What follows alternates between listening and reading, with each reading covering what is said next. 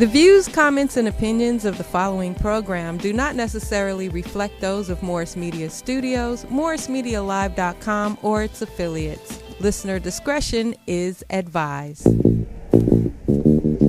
As a small biz pro, I saw we roll, using procurement, program, and control. As a small biz pro, I saw we grow, using procurement, program, and control. I'm a businessman, yes, I'm an entrepreneur.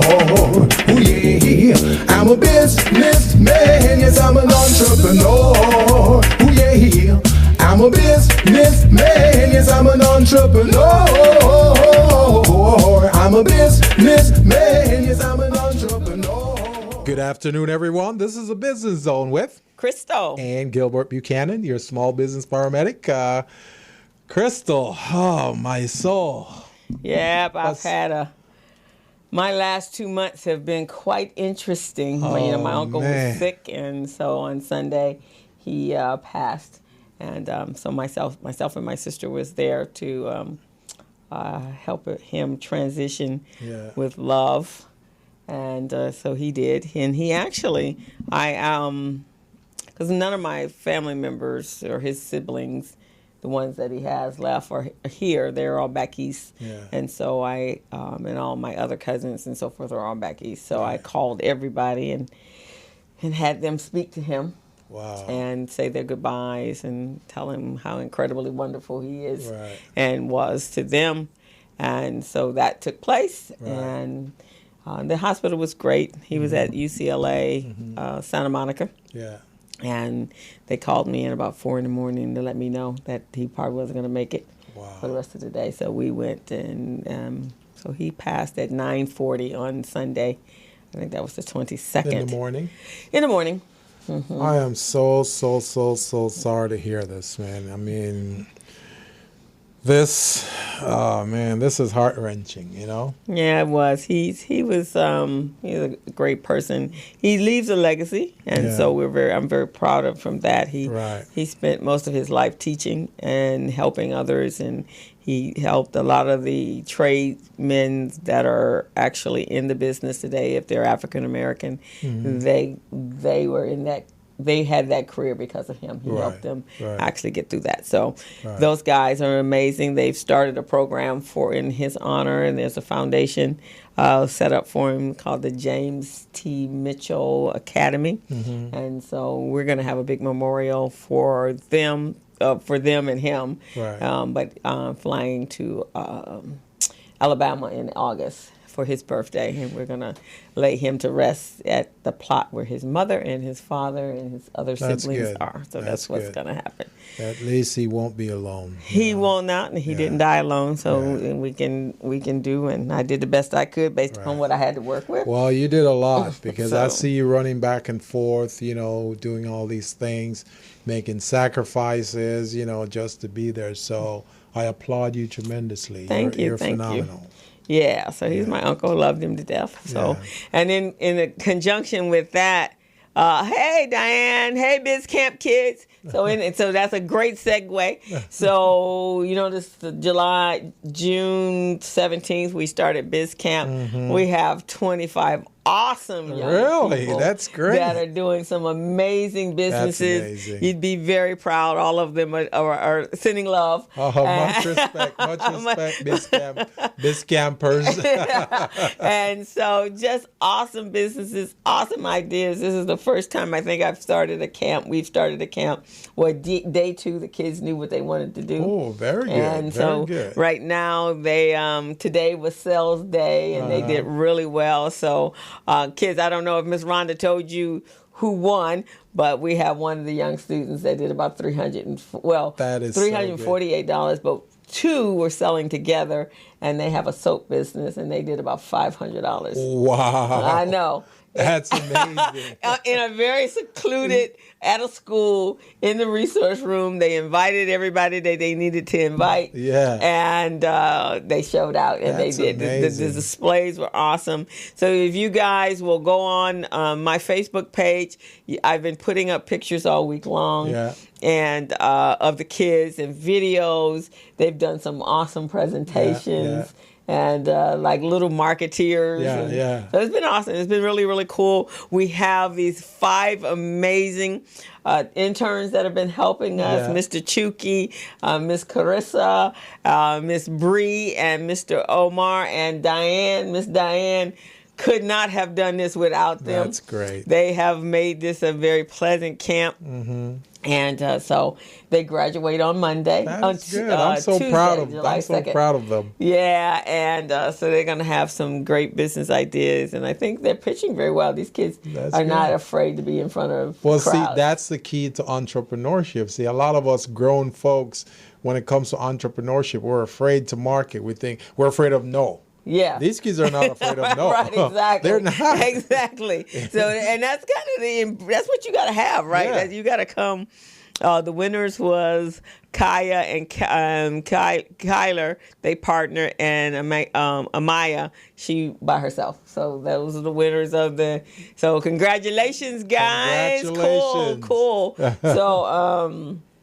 But just some awesome kids. That's great. That's to have because them. Last year you guys had 17, right? And this time you got. Well, 25. no, we always have the camp. The goal is always to have 25 students, and so we had 25. But last year it was different because, thank you, Everett, is because we had middle schoolers, pretty much middle schoolers. So we have some middle schoolers that are graduating, going into high school, so in 9th grade, and then the other are high schoolers. So different, demographics there. So it changes.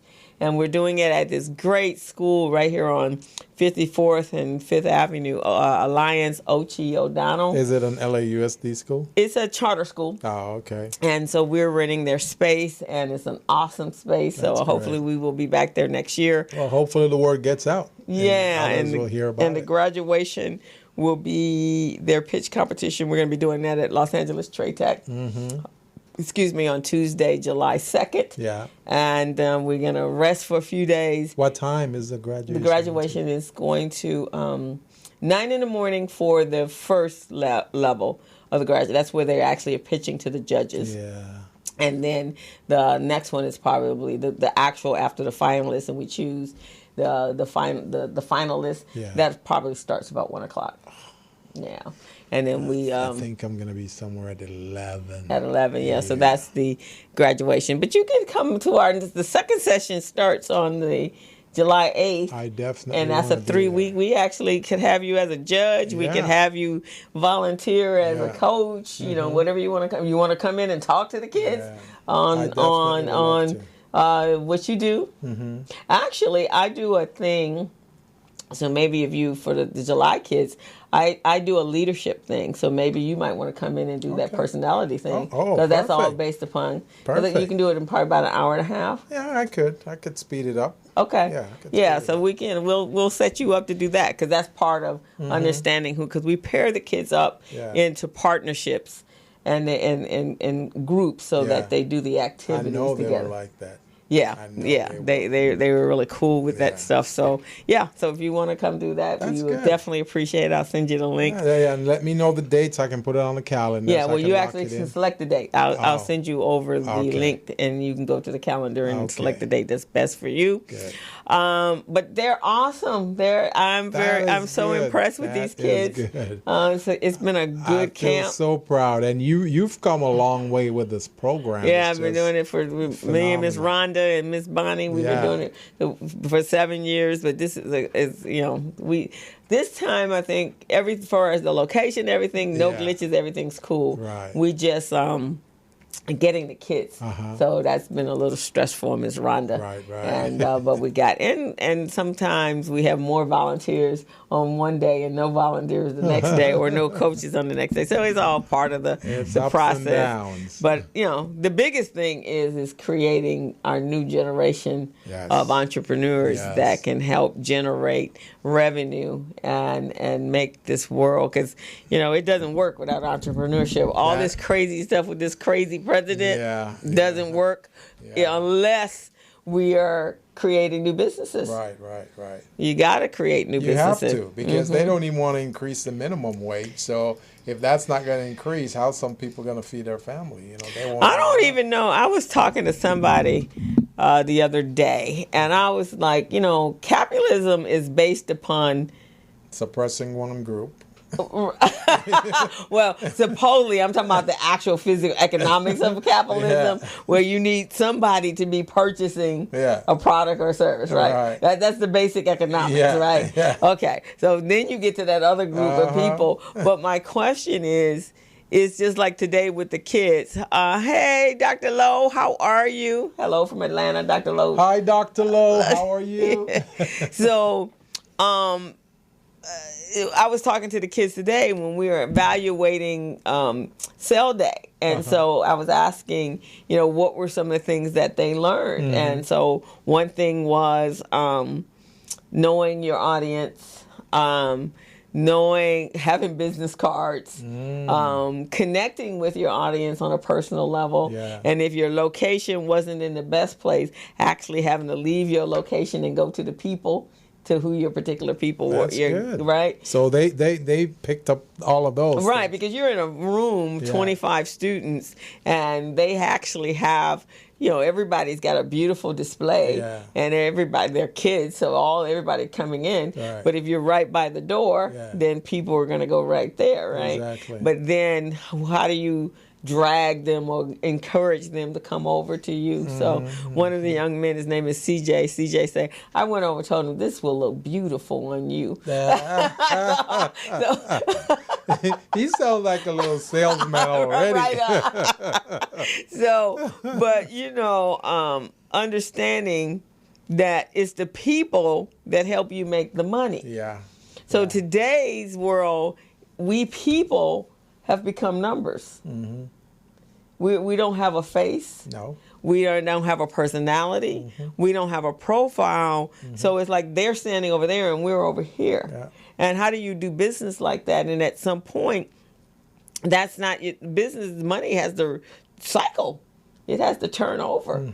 And if everybody is that 1%er is super wealthy people, and you're destroying everybody under that, the 99%, how you gonna make money? I hear that, but see, some of these guys, they find ways to make that money in abundantly, because what they do is they find something that we need and we can't do without, like healthcare, you know, and then they drive it healthcare and your prescription, you know, prescription drugs. Those are things that we need, and they know that, so they form their little gangs, their little commercial gangs, and then they, you know, what they do is in business and marketing, they call it, you have monopoly, you got oligopoly. Oligopoly is when you have a group of entities come together and they try to control the market, they try to control pricing. They try to control. That's what these guys are doing, and it's supposed to be legal, but no one holds them accountable. And especially with the clown in the White House, it's hard for that. You know, it's like it's a free for all. He's a part of it, right? He's getting kickbacks. One of the things I found with my uncle in the hospital. So when he first went in the hospital, I kept asking, could he? You know, when they wanted to send him home, it's like, no, let him get well. And his vitals are fine, so we're going to send him home. But he's not send him home, send him to a rehab facility. Yeah. But he's not well enough to be. Rehab says rehab. Right. And so when we get in there, he only has 10 to 15 days, 14 days actually. So what are you rehabbing? Right. You're not rehabbing him because he's sick. Yeah. You sent him there with antibiotics. Right. 3 days later or 4 days later, we're back there. And they knew that. And so he gets back there. He's stabilized, and then 2 days later, he's back out. No matter what I did, yell, scream, holler, he was back out, back in there, and less than a week, he was back there. So he literally has spent 4 times in the hospital. And so this last go round, he had a cardiac arrest. Yeah. But they have spent over $1 million, which they would not have spent. So I don't know what kind of economics they're working with. It makes you wonder, you know, the penny wise and pound foolish approach to these guys. You know, because you're going to spend, if he's 80-something years old, and you're going to keep, he's coming back. So, yeah, you want that bed. Right.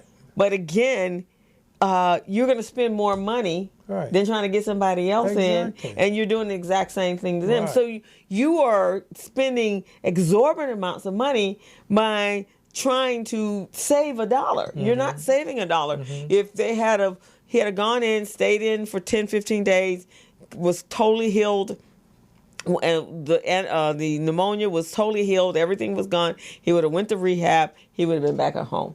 But because they kept sending him back, and that last time they sent him, the third time was like the killer, and then couple that with the inadequate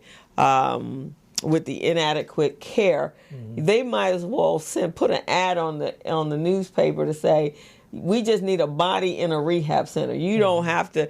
They must get their licenses on the internet, probably online, with nobody to gauge, because those are some of the worst human beings. They definitely should not be in a facility taking care of anybody. And I don't think they're being monitored or held accountable either. Well, no, because in a hospital, everything is monitored. You go to the front desk. My uncle was in the ICU, and on their desk, they were seeing every movement of his heart, every movement of his blood pressure, all of that sort of stuff. And so anything was fluctuating, they saw it before I had to call them. Right. But when you leave the hospital environment, where they're coming in, checking on you every 10, 15 minutes, they're checking your blood pressure every 20 minutes, all of those things are set. They're coming in and turning you every 2 hours. They came and turned. So at the rehab facility, you don't get that. Right. They come in. I think the only time because I was going all kinds of crazy hours before Biz Camp. Biz Camp totally changed all of that. But I was going to the hospital every day for the last 2.5 months, and different times of the day. And which created some deficits in the business, because I couldn't, I'm pulling and moving and going here. That's 75 days that you're away from the business, from the business, and so I had to do some other things, and then exhausted. But he got a bed sore. Wow. And so that last time when he started, he had an infection, and I kept saying, what's going on? He's breathing shallow again, and that only tells me there's an infection, and is the pneumonia still here? And they're like, no, I think it should be gone. And then, well, okay, something's happening. Something's happening. And it wasn't until the third time when he went into the hospital. He was there for 14 days. And when they were there, he was septic. Right. Which could have killed him all by itself. And then he got this thing called C. diff, which is after they've given you so many antibiotics, your body, the flora in the body is depleted. And so then you catch this other very infectious stuff. So it lowers your immune system. Your immune system, and then he catches that. And so they kept him. They had to keep him in there to keep, because the C. diff is contagious, so I had to go in and garb. Oh, really? But he was getting better. And they got that all cleaned up, because when I walked in the hospital, okay, here's the deal. We want him transferred to the VA, because y'all seen him trying to kill him. So, and they were trying to make that happen, but there was no room for him. They had no bed for him in ICU. Right. But that being said, when you leave that environment and go to a rehab, so there needs to be a step down from there for seniors. So my girlfriend Daisy is saying, now that she's been taking care of her mom for such a long time, she wants to have a facility for seniors, and no more than 20 beds, and then some of the highly qualified nurses to take care of them, because that's the problem. Right. That's the real problem. Wow. The medical care in this country is deplorable. It's disgusting. Just deplorable. I was listening to that debate last night, and that little lady on the end there was talking about, we don't have a healthcare system. We've got a a sick care system. Yeah, was that Elizabeth Warren? No, it's some woman named Williamson. She's an author. Marianne Williamson. She's the spiritual lady. Yeah, she's an author. Yeah, she did a couple good books. Yeah. Hi, Giovanni and Kari said, yes, I agree 100%. Yeah. I didn't watch the debate. With all that's going on in my world, I just kind of caught, but I hear Kamala Harris did a good job. Yeah, she handled it's Biden. So many of them that I'm real concerned. Yeah. What does that look like though in the realities, right? Well, next week they're gonna cut it down. About 5 of them are gonna go.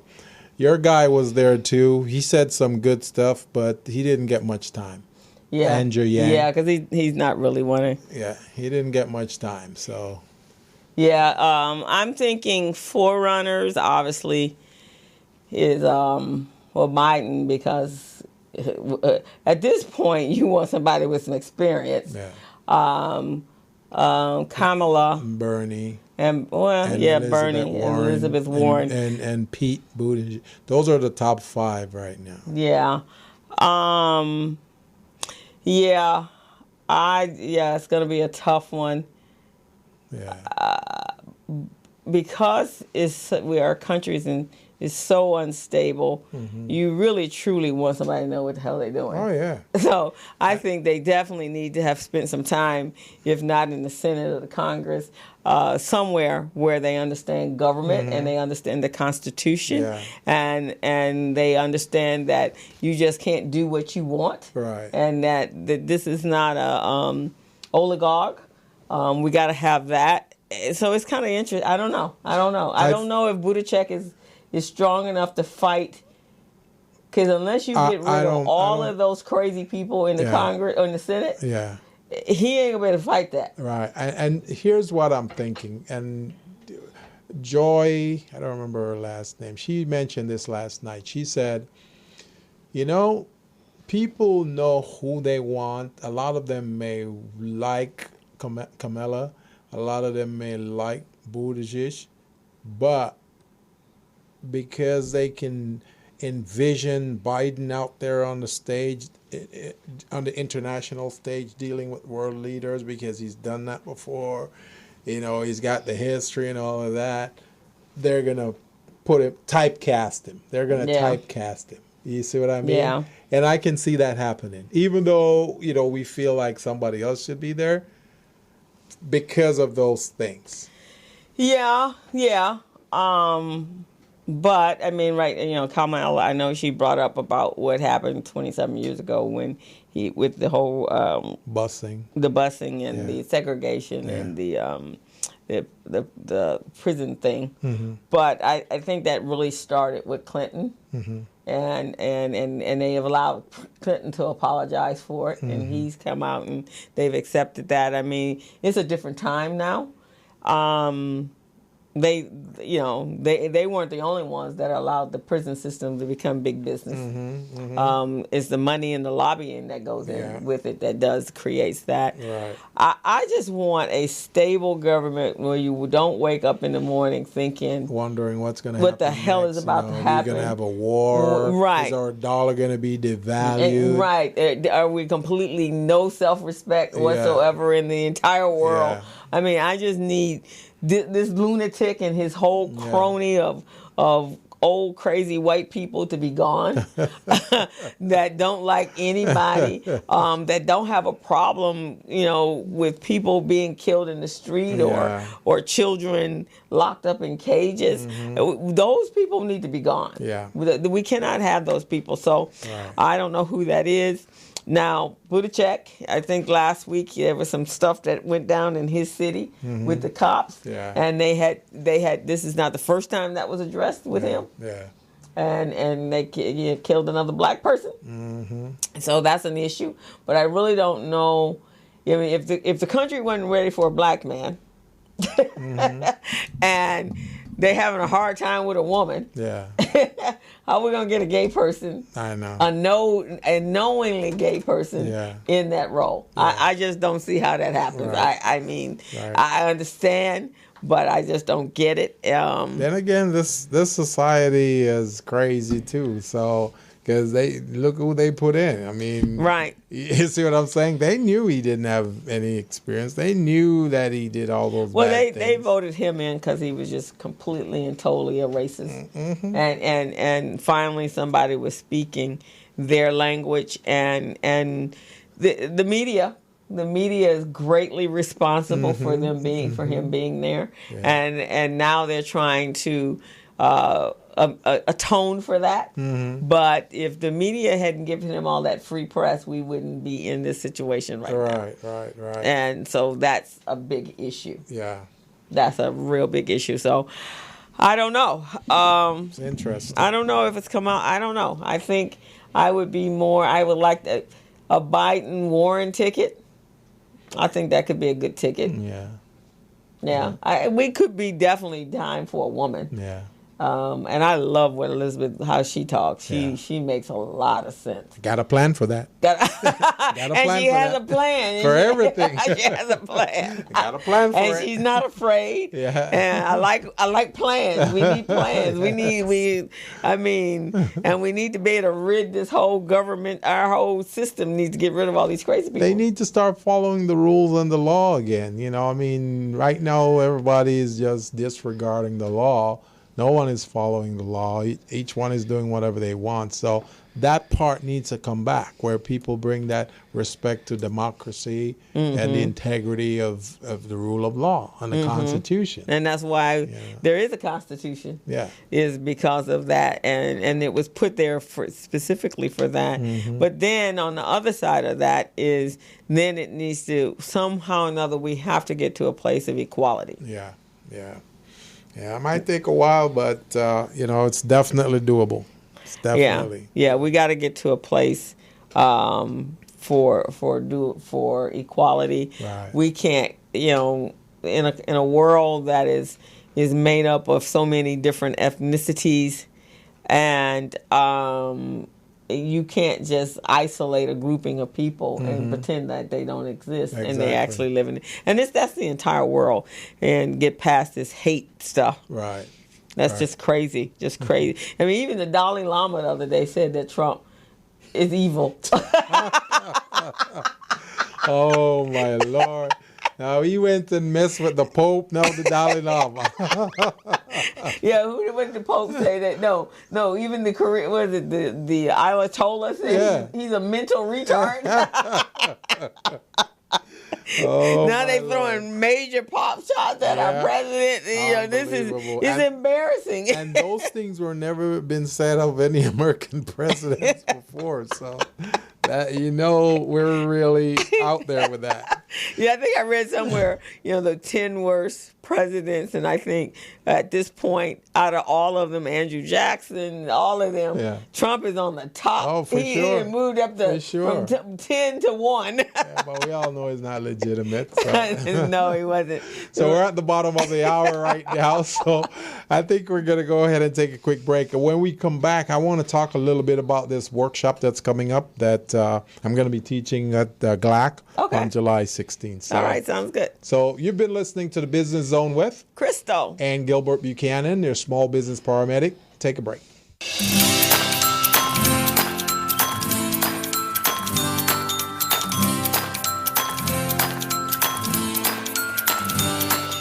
Small businesses spend more than $500 million each year combined trying to find missing or replace missing paperwork.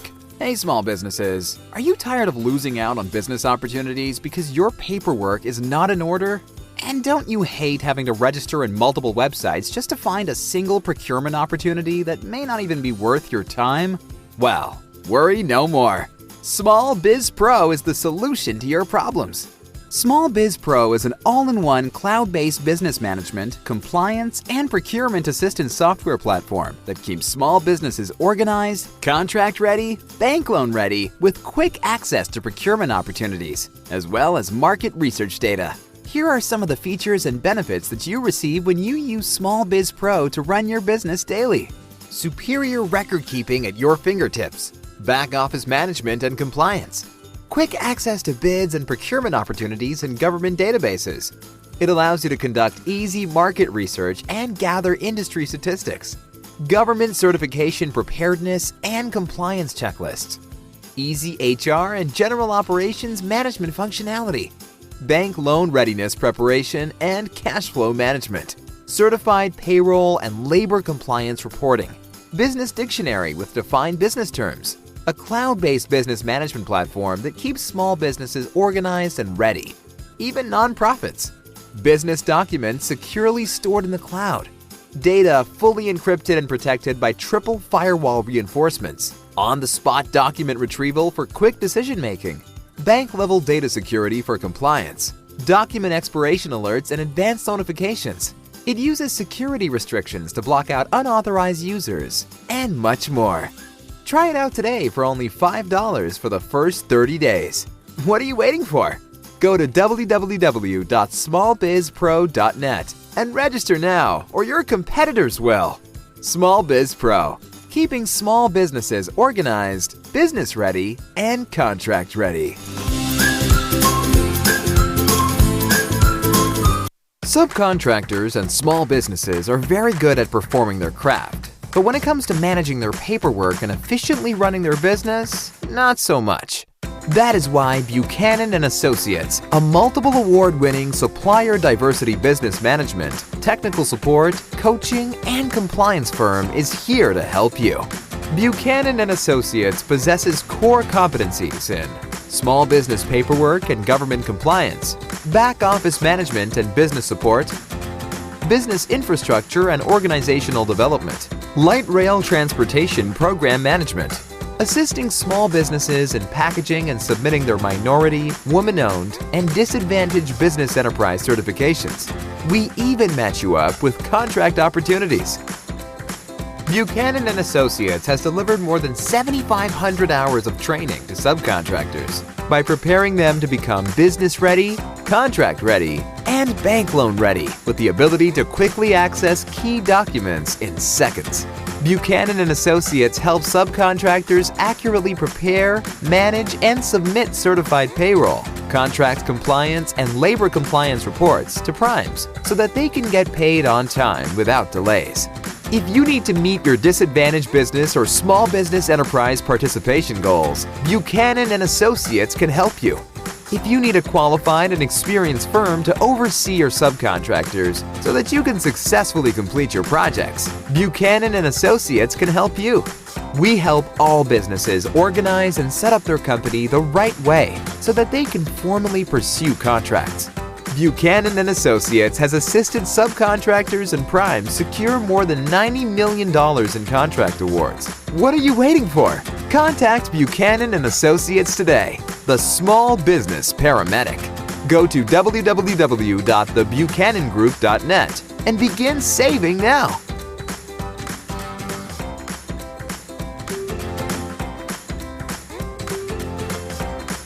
So we're back on the Business Zone with Crystal and Gilbert Buchanan, your small business paramedic.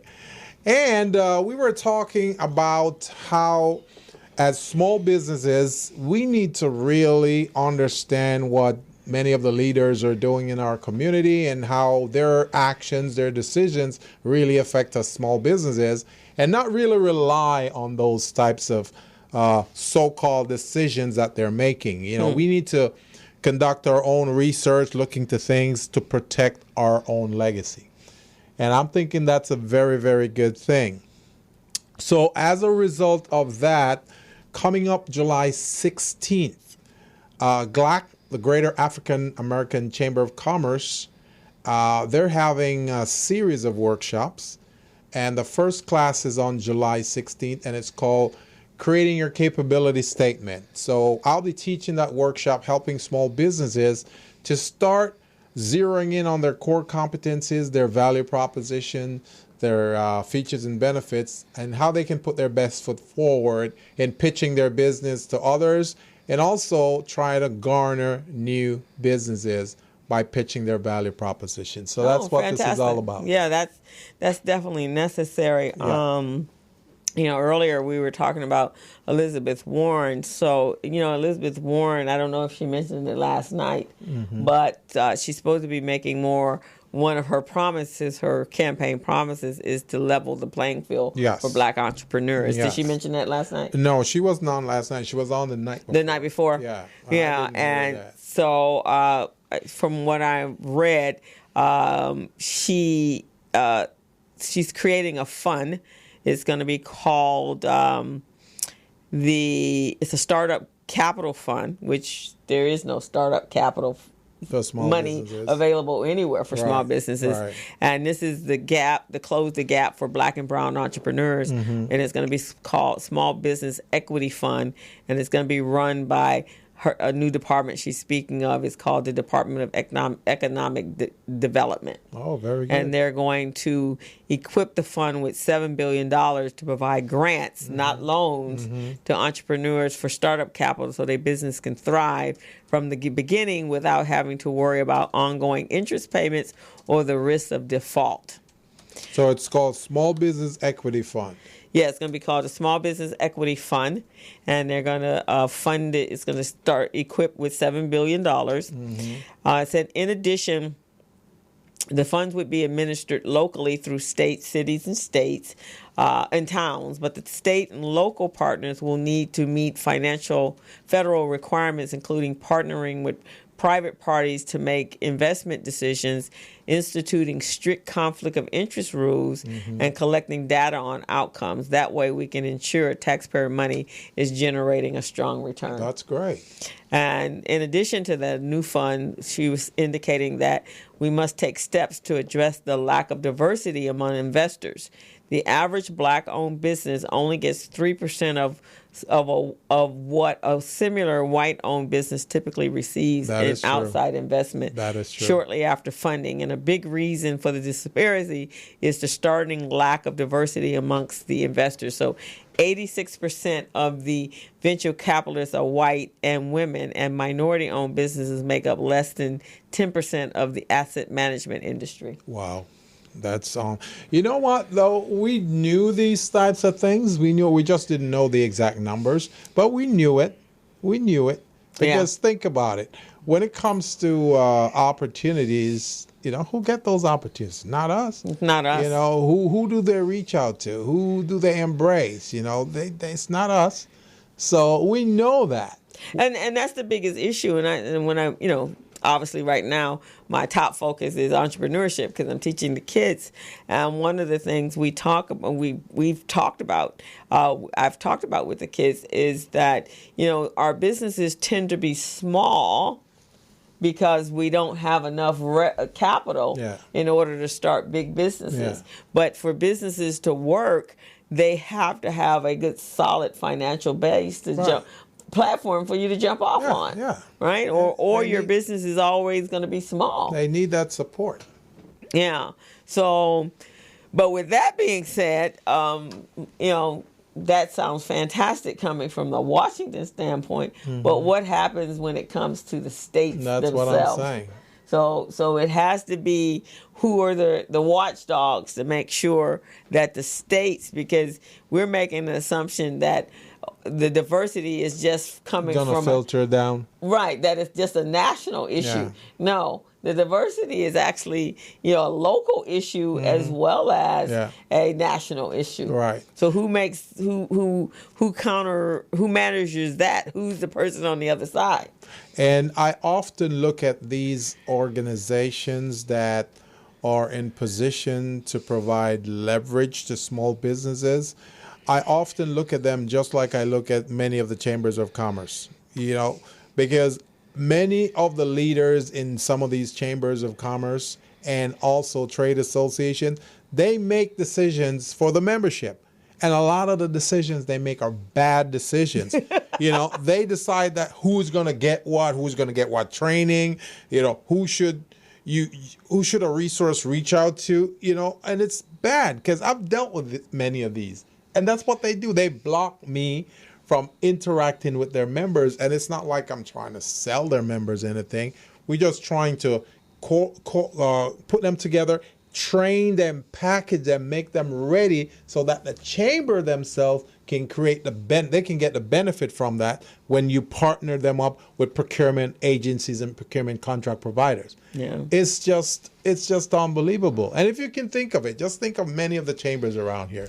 You know, how are decisions made on behalf of their membership? By one person who calls himself either a president, a chairman, or an executive director. Yeah, I don't think it gets to. I think maybe originally, or in the days that it was originally created, yeah, that probably was the concept. Although I think there are some, not in our community possibly, but that some that are operating as a true chamber should be operating. Right. There's a handful out there, and don't get me wrong. There's a handful out there who are trying to do things the right way, even though they encounter these barriers all the time.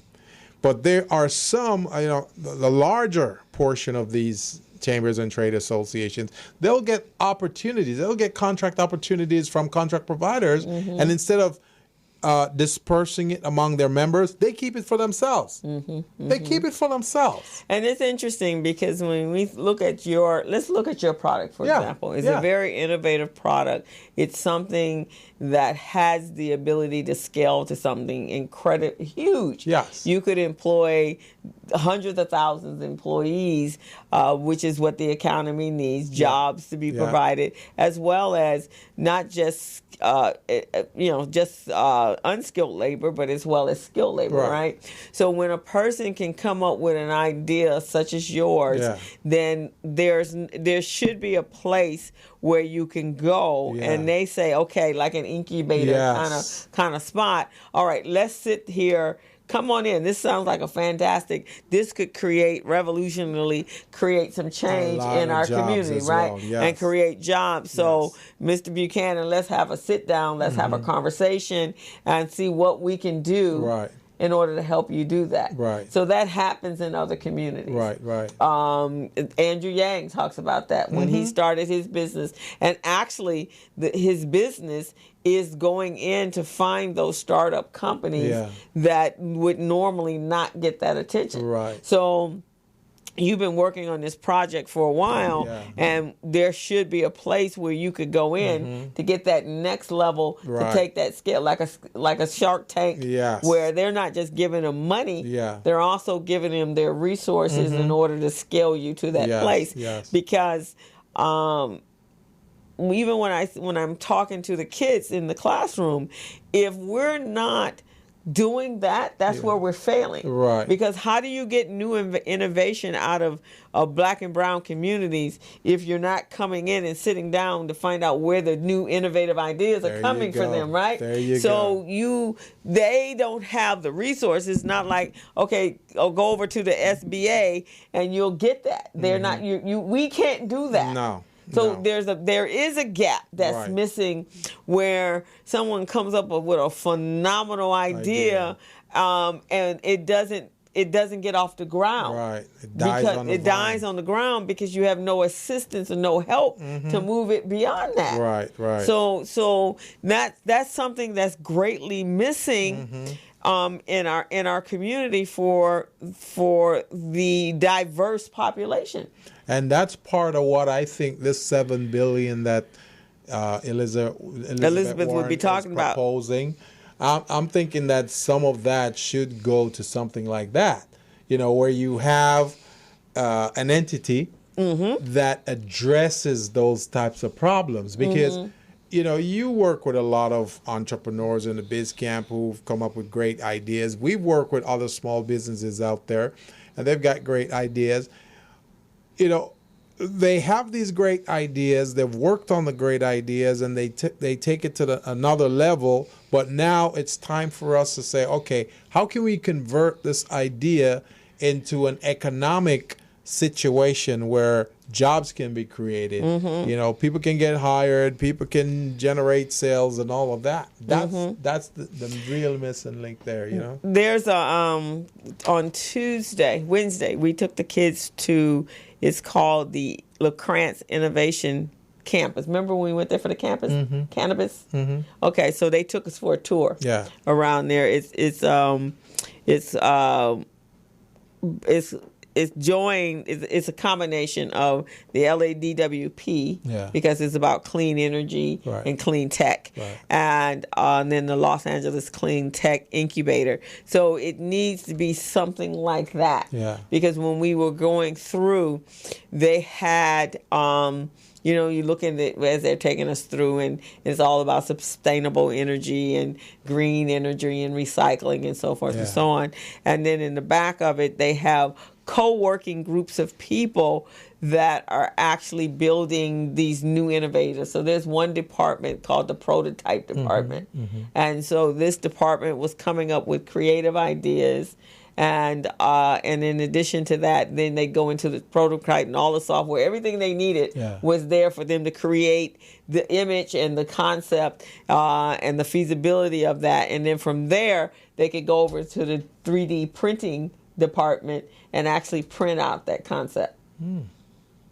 That happens there. That happens there. Wow. So who funds it? The city? So I think it's being many people funded it. Let me see if I can pull it up. DWP is one of the supporters of it. Their partners are, their partners and donors. They've been around since 2011. And City of Los Angeles Department of Water and Power. Their institutional partners are the U.S. Economic Development Administration, California Energy Commission, the U.S. Department of Energy, and the state of California. And then their sponsors, money-wise, and donors is Bank of America, Bank of the West, BMW. This one's Iotron, Idea Lab, J.P. Morgan Chase, County of Los Angeles, Metro, PCS Energy, Southern California Edison, the Dorothy Foundation, Wells Fargo, Audi, BYD, National Renewable Energy, Nissan North, Southwest, South Coast Air Quality. So Annenberg. So they got tons and tons of... That is phenomenal. Yeah. And see, not too many people know about that. Yeah, and the only reason I knew about it was because when we did, when Cherie Franklin first launched their Think and Grow Lab for the cannabis, when we went over there for that meeting, and I just remember walking through and going, wow, this is a pretty amazing. So this go round, one of our sponsors, or the Urban League sponsors, and the Biz Camp is DWP. And so I suggested that we go over there for a tour. So it's mostly energy stuff, but I do remember, and these are the kind of businesses we need to start. It was one young lady that won a Biz Camp a couple years ago, and she was doing a urban garden, a sustainable tower garden, so that you can feed eliminate or at least minimize the food desert in our communities. And so when we walked into the campus, on one of their walls was this big greenery wall, and it's completely, it's like little pots, and the water is irrigated through and recycling of the water. They call it gray water. And that was what this young lady, and she was a kid. She was 14 years old at the time. I'm telling you, it's so amazing. So those are the kind of things that we need to, your business and other businesses like that, because those are the things that change an economic environment. I think some of the reason that contribute to those barriers is because we don't know who some of those influencers or decision makers are who can help to make this thing happen. Yeah. So, I mean, if we knew ahead of time that the DWP and others were involved, I'm sure we'll be reaching out to them and say, hey, how can you help me? So you just want to know, you think to yourself, okay, so how do we as business coaches and individuals we need to identify those individuals. But I think I was talking to a young lady today, and she's going, oh my God, how come this program wasn't around when I was a kid? She goes, I've tried everything. I've tried working for people. I've had my side gigs. And she was getting ready. She had gone through a round of side gigging. Now she was around to her She goes, I'd be a total different person if they had taught me at a very early age about running a business and what that meant in its entirety. And I think more and more we need to be really doing that. You know, we talk to a lot of our businesses and you know, a lot of people who can't find jobs. And hey, Veronica says hello. She's Hi, Veronica Springer. No, Veronica, I'm not Springer. I am not at the PCN conference this year. I'm in Biz Camp. It started in the middle of it, so I can't be in two places. So I choose to change young minds. So I'm changing young minds. Hopefully I can go to the PNC next week, which is a Power Network conference for those who don't know what I'm talking about. But boy, am I missing it, because I've been seeing some pictures, you know, last year when I went to Power Network conference. Whew, if it wasn't for the kids and it wasn't for my uncle and all this other stuff, I would be quite a sad cookie. Right. But your time is coming, though. Your time is coming. Yeah.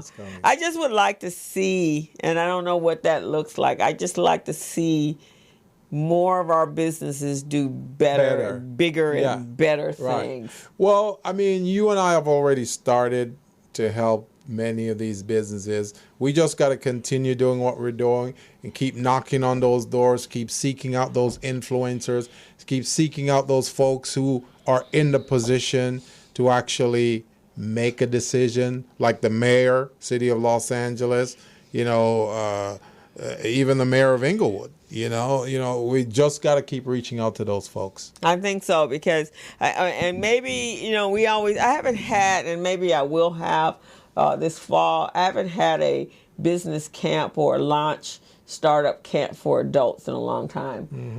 I used to do those a couple times a year. Right now I do it for kids, but I think I need to do that for adults, because I think, one, you know, you and I kind of stay on, and those of us that are out here doing our thing, we stay up on some of the new innovation stuff that's going on. But, you know, a lot of our business owners do not. And they come up with ideas, and the T-shirts are cool, but can we manufacture them? Can we? And then the other area I think we really should be focusing on is how the heck we get them, and this might be a good idea to have a series workshop on getting them ready to do international business. Yeah. That's certainly something we need to do.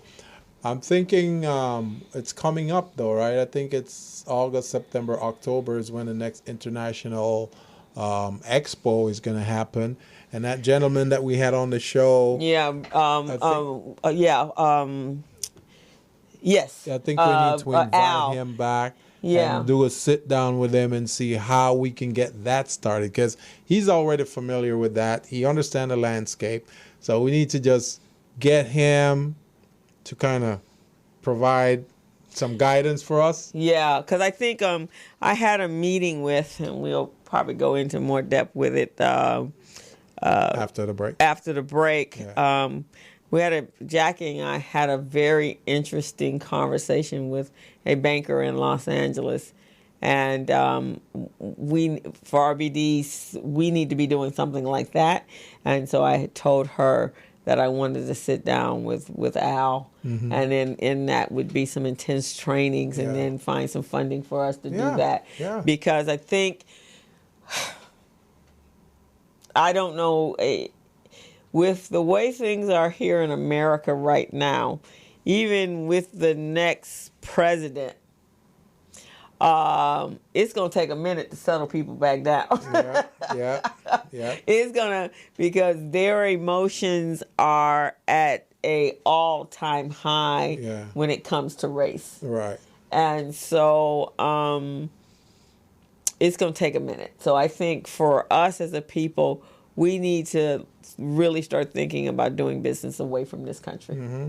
We've got to. We have to. Yeah. So, again, that's like one of those foreign areas for most people. Yeah. And so we could probably have some serious, because even before they do that, and that's what Al had said to us, and we'll sit down and have a conversation with them, is they still have to have a structured business here. Yeah. But I think they need some pushing and innovation, like with the kids. Mm-hmm. I do this whole thing on what is needed in this world, and we do using your talents and your skills, and it's this whole diagram that I use. What are your hobbies and your interests? What are your skills? What are your unique propositions, right? And then where could those fit in different areas? Right. And so I think those are the kind of conversations we need to be having with small businesses, with people who are interested in starting businesses. And I don't think we need to wait for others to join our cause. I think we can go ahead and just get it started and start doing what we need to do. And then, we can bring people in later on if they're interested. Yeah. Yeah, I think we can do that, and we probably could write some proposals based upon a conversation from him on what that structure would be and what those opportunities are, and obviously, for somebody to invest in us, how it would be beneficial to them. Right, and I think the driving force behind this is we're going to be able to create jobs. And, the way in which we're going to do it, not only will we have folks to help us out with mentoring and coaching some of these entrepreneurs, but also we will have people who need support. When it's like having a support center, right? Mm-hmm. Someone calls in and says, "Hey, how do I do this? That's a job right there." Yeah, exactly. Yeah. So we're going to need, 20 of those folks at least to get started. That's jobs right there. You see what I mean? Those are jobs. Yes, because people are going to call in, "Hey, how do I do it? How do I upload my document? How do I retrieve this document? How do I find my business license?" And those are simple tasks, but many of these guys are not familiar with it. So we walk them through, give them videos, whatever. But at the same time, that person is there. Kind of like when you're doing your Zoom conferences, so how do I log into Zoom? What do I do?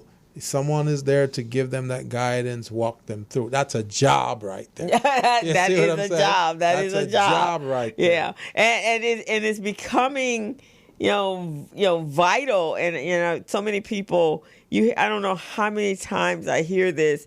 Oh, I'm just so not computer literate, or I'm not tech literate, and you go, but you have to be. You have to. You have to be. You cannot. We cannot. No one. You can't function in this world without it. Right. There's just no way. Exactly. We're going to take a break. Yeah, let's go ahead and take a quick break again, then we'll come back and we'll talk some more about strategies that we can use to help small businesses along. We know that small business need us, and they need others, other leaders, other coaches to guide them in other areas. I think when we come back, we're going to look at some of the things that we'll need if we're going to talk about international business. And one of those will be letter of credit. You see what I'm saying? Yeah. That's one of the things. So we'll talk about that. So you're listening to the Business Zone with Christo and Gilbert Buchanan, your small business paramedic. Let's take a break. Subcontractors and small businesses are very good at performing their craft. But when it comes to managing their paperwork and efficiently running their business, not so much. That is why Buchanan & Associates, a multiple award-winning supplier diversity business management, technical support, coaching, and compliance firm is here to help you. Buchanan & Associates possesses core competencies in small business paperwork and government compliance, back office management and business support, business infrastructure and organizational development, light rail transportation program management, assisting small businesses in packaging and submitting their minority, woman-owned, and disadvantaged business enterprise certifications. We even match you up with contract opportunities. Buchanan & Associates has delivered more than 7,500 hours of training to subcontractors by preparing them to become business-ready, contract-ready, and and bank loan ready with the ability to quickly access key documents in seconds. Buchanan and Associates help subcontractors accurately prepare, manage, and submit certified payroll, contract compliance, and labor compliance reports to primes so that they can get paid on time without delays. If you need to meet your disadvantaged business or small business enterprise participation goals, Buchanan and Associates can help you. If you need a qualified and experienced firm to oversee your subcontractors so that you can successfully complete your projects, Buchanan and Associates can help you. We help all businesses organize and set up their company the right way so that they can formally pursue contracts. Buchanan and Associates has assisted subcontractors and primes secure more than $90 million in contract awards. What are you waiting for? Contact Buchanan and Associates today, the small business paramedic. Go to www.thebuchanangroup.net and begin saving now.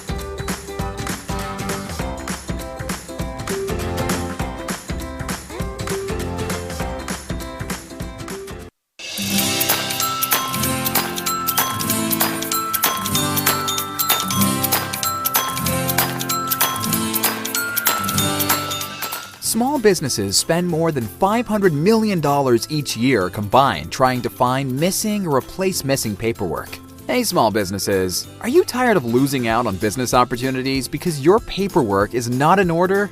And don't you hate having to register in multiple websites just to find a single procurement opportunity that may not even be worth your time? Well, worry no more.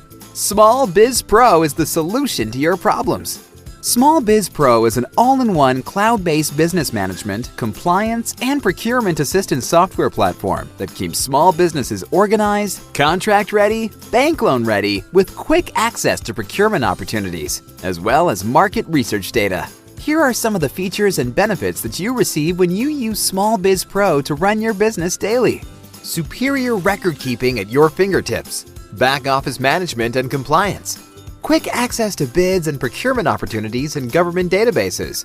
It allows you to conduct easy market research and gather industry statistics. Government certification preparedness and compliance checklists.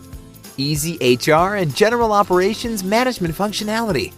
Bank loan readiness preparation and cash flow management. Certified payroll and labor compliance reporting. Business dictionary with defined business terms. A cloud-based business management platform that keeps small businesses organized and ready, even nonprofits. Business documents securely stored in the cloud.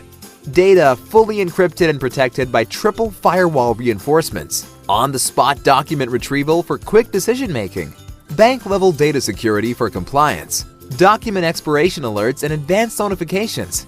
It uses security restrictions to block out unauthorized users, and much more. Try it out today for only $5 for the first 30 days. What are you waiting for? Go to www.smallbizpro.net and register now, or your competitors will.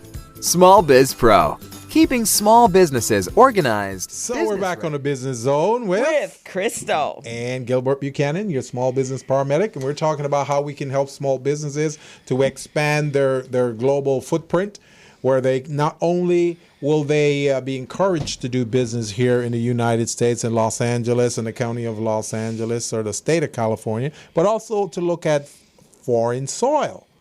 And Ghana, Crystal was saying earlier that Ghana is opening its doors to a lot of American businesses and even Caribbean businesses. Right. They're actually looking to, well, they've encouraged people, African Americans that are here in this country, to come there, and they're making that easy. In some cases, even citizenship, giving them dual citizenship. And then I just recently read that they're now reaching out to Jamaica. Wow. And no tour, no visas or anything needed. Just come on home, people. Wow. Come on home.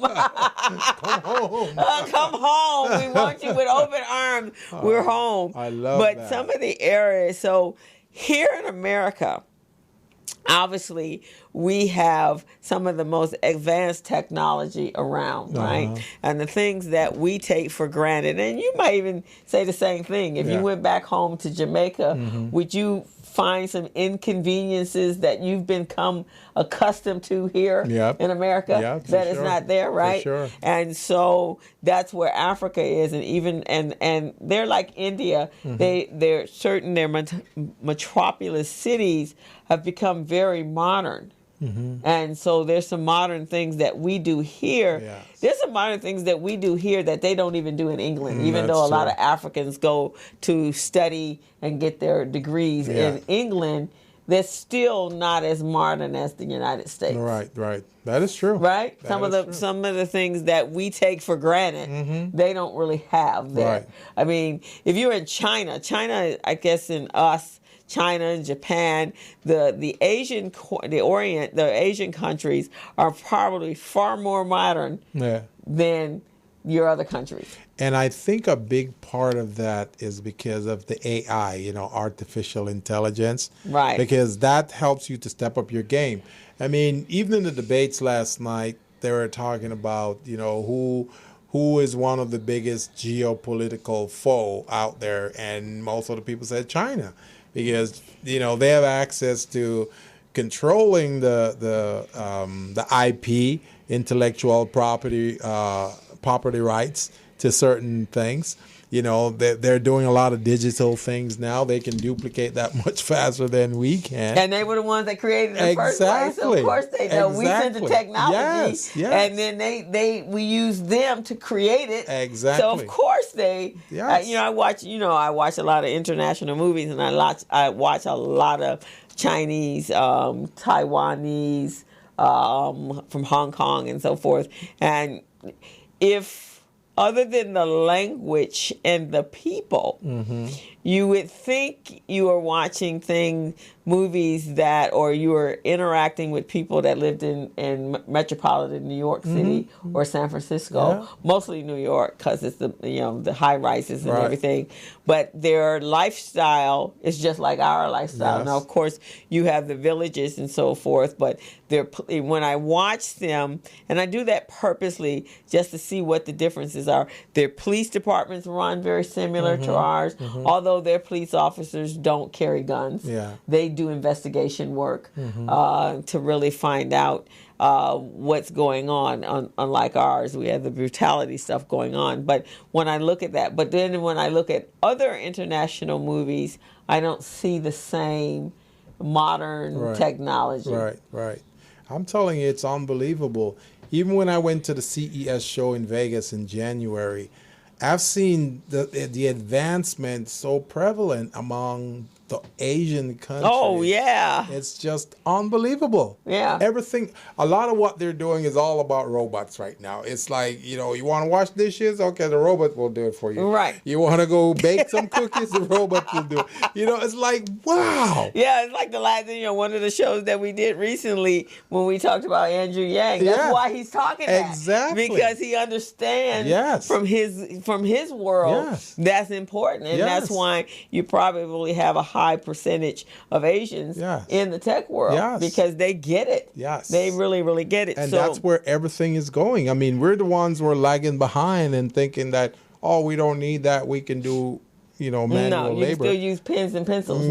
No, you can't. Yeah. So I just, I was curious. So I found an article here that said that over the long term, digital technologies and demand for services and infrastructure are expected to drive Africa's growth. So increasing the adoption of mobile and digital technologies is like the highest on the top of their list. So those things that we take for granted here, we could take that technology there and create that there's a door there. There's an opportunity. That's like what I talk to the kids. Where are the opportunities that we actually can we can adopt and we can take here the knowledge that we've possessed and learned and take it over there and not have any rebuttal for keeping you from moving up ladders. That's my point. Because you look like them. Exactly. Now, you probably have to get past the you're from America kind of concept. Oh, yeah. But I think if you come with your A game, I don't think that will be a problem for you in the future, right? You're providing them a benefit, Yeah, exactly. That's all they care about. And then this is us right here. Yeah. There's a growing demand for basic services, for example, education and healthcare. Yes. So that's second demand, and demand for new and improved infrastructure, rise in consumer spending, rapid urbanization, and then Africa's growing workforce, increased renewable energy, and the potential to increase agricultural production and abundance of material resources, and rise in spending for businesses. So when we, let's say if we talk about agricultural, and I remember one of my friends had said he was doing some investing in, I think it was in Malaysia, and the company was going to create a fund so that they could better train their farmers, because that's the food production. So when you think about farmers, you think of just physical manual labor, but there's a business aspect to farming, and making sure that they're getting the best seedlings for their dollar to produce the best and the best produce. And so in countries where there's a food desert, that information would be really necessary on how to create is more than just farming. Yes. And it's more, farming now is more about the economics, understanding your profit and loss and your balance sheet, because it is very cost laden. It is. The equipment, you got to have so much heavy equipment. Yeah. And if they own the equipment, which a lot of them do, if they own the equipment and it breaks down and wears out, then they can no longer produce their crops. It's like they're handicapped. There's like they're handicapped. And then the other thing they find themselves, and this is American farmers, they find themselves in debt. I think they operate, from listening to the farmers that are all upset with the American economy, they operate like the fashion industry. It's like you have to get big loans to produce your next crop. Yeah, which it shouldn't be. Yeah, something about where's the profit? Yeah. So it's like you get the money. You know, they say you have to spend money to make money.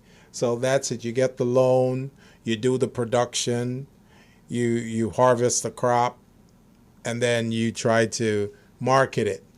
And then the marketing aspect is a challenging part of it, because sometimes now that you're marketing, things are competitive, because now you're competing against international farmers. You know, whether it's Mexico, China, Canada, wherever. So now you got to do this dance where you try to lower your price or try to see how you can sell in bulk. And some of your produce that you're producing are perishable. So you got to sell that quickly so you can make some quick money. So, you know, some person may say, hey, I'll take, 1,000, I'll take a ton of this. Right. And I'll pay you X amount. But the X amount that you're getting is like, it's not even equivalent to your production costs. Right, exactly. Yeah. And then you have the external risk. Yeah. Right? So when you think about farming, you definitely need business plans. But now let's think of new technology. Yeah. How many of them are doing like the tower concepts, right? Yes. Because if you were doing the tower concepts actually produce anywhere from 20 to 30 pounds of food. Yeah. See, that concept can work, and this is how I view it working, if it's controlled by whomever is pumping in investment into those farms. Say, okay, we will put investment into your business, but you got to use this system. Yeah. So that's the only way I see. Just like, we've been talking about Small Business Pro, that, hey, if we're going to provide them with loans, lines of credit, and whatever, they got to use this system to manage their paperwork, manage their finances, their balance sheet. That's the way I see it. That's the way I see it happening. Yeah. If you're going to change our mindset, because we know entrepreneurs, business owners, they're stubborn, Their mind is set a certain way. They only see certain things, and when it comes to managing the business, that's just absent. Their craft is what they're good at, and they're going to do that. But the other part, the business side, not so much. And you know, it's so funny you said that, because you know, when I'm teaching the kids, you're like today. Yeah. As soon as we came back from, you know, I gave them the overview and what they were going to do, and so my question to them, as soon as they sat down, I was like, so, what did you learn? What were some lessons learned? I mean, hands were going up. Yeah. I learned that I shouldn't do this. I learned that you can't do this. And I mean, whereas, how many times have you asked an adult business owner? Not many. Not that many. they will pinpoint where the failure took place. Exactly. And reevaluate. Yes. They will and these kids were like, okay, let me think this through. Yeah. Right? Let me go, maybe if I had been in a better location, maybe if I had done this, next time I'm going to do this. Right. One of the biggest one, and I have yet to hear an adult say this to me, Miss Crystal, I missed a boat. I didn't have, people would come up and say, I don't have any cash. Do you take? And one young lady said, I take cash, I have a cash app. Wow. Now, how many adults have you run? Not in this day and age, you'd be going, don't you know about cash app? Yeah. But I told them that. I said, and as children, as young people, you're young entrepreneurs that we're grooming here. Yeah. You actually can have a PayPal and not have a bank account attached to it. Yeah. And so one little girl, I'm taking care of that when I get home, right? Because I missed out on opportunities. Yeah. And so one little girl said, well, I don't understand. Why are you coming to a sale and don't have money? I said, because as adults, eventually this world will be a non-cash exchange world. It will be everything going from exchange to from electronic transfer. Yeah. And so we have to be in that position to do that. And especially when you're making decisions on the spot. If you're going to make a decision on the spot, you may not be prepared to make that decision because you don't have the cash, but because you have the app to do it, you can say, never thought about it. That's how credit card was born. Credit cards was born because of that. Because people want to do things, they don't have the cash available. So, we can loan you some money for using this. Oh, really? Right. And that's why a lot of us, we go out there and we buy stuff we don't need using this card because it's available. It's there. It's readily available. And then that's the invention of the debit card because it operates like a credit card. You still have to have money, but we become very dependent on the fact that we don't have to go run to the bank to get cash. Yeah. So we can actually... Yeah, that's our loan agent. That's our loan agent from ourselves to ourselves. Yeah.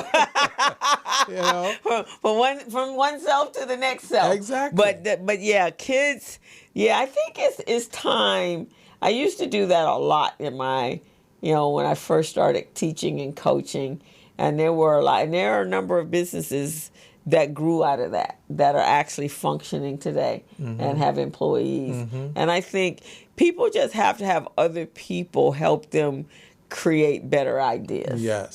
Yes. Better ideas because we happen to be that research type of people, but not everybody is that research kind of person.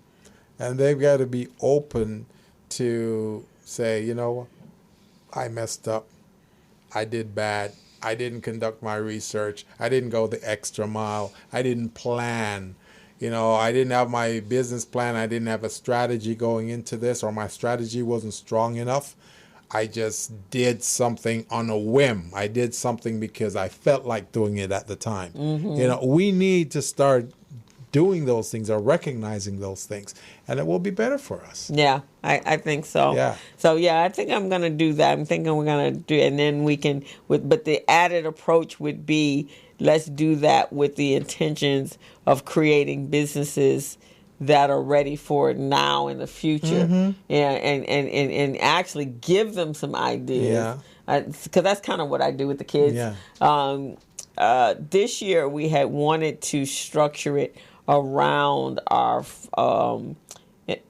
sponsors. One year we did do that, and the kids stepped to the plate and created businesses that could help, that could support or be purchased, or be their products or services could be used by that particular contributor. Yep. So I think we just have to think of it. We as people and trainers and educators and coaches, I think we need to help guide our people.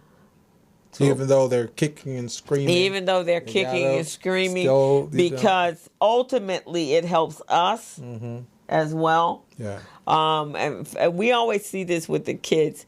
Parents, they're looking, and the kids are coming home telling their parents everything that's going on. One of the parents said, "So what other classes do you teach? Do you teach classes for adults?" Yeah. Because they would like to have that. And plus, they probably see how well the kids are excelling and, coming up with these great ideas, coming up with good solutions. And they go, wow, I never thought about that. Maybe I should learn. Right, exactly. Yeah, and I think that's it. And then the kids, one mom told me today, I said, I can never tell. There's some kids will come up to me and say, "Oh, Miss Crystal, I'm just loving this class." Most not until after the fact, right? Yeah. So one parent, she said, "My children," there's two of them, and here's the other thing.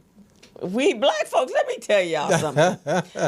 When you are in business, you need to tell people. Yes. So I've been preaching that all week, and actually one young lady sells slime, and I think she's 11 or 12, and she started her business in October. Really? And she likes slime, and she just decided that when she went to school, a little girl was wanting some slime, but she wanted a specific texture. Right. So she went back home and made it. Wow. And brought it to her.